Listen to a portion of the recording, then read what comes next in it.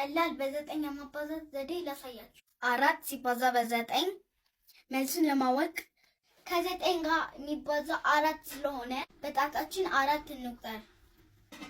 1 2 3 4 አራተኛውን እናጥፋለን። ከታጠፈው ጣት በፊት ያለው ሶስት ጣቶች ስለሆኑ ከታጠፈው ጣት ቀጥሎ 6 ጣቶች ስላሉ መልስ የሚሆነው 36 ነው።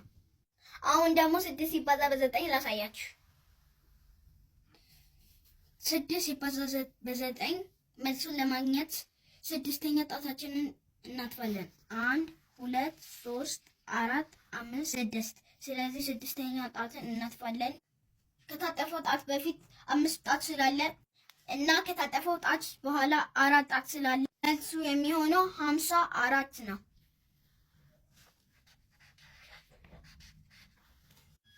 አንድ የመጨረሻ ምሳሌ ላሳያችሁ። 8 ሲባዛ በ9 ስምንተኛ ጣታችንን ቆጥረን እንጥፍ። 1 2 3 4 5 6 7 8 ስለዚህ 8 እናጥፋታለን።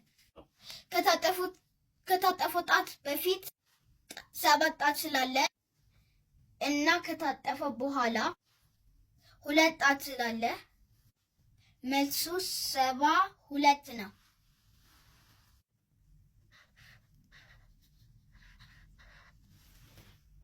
ልጆች በዚህ መሰረት ሞክራችሁ 2 ሲባዛ በ9 መልሱን ኮሜንት ላይ ጻፉልኝ።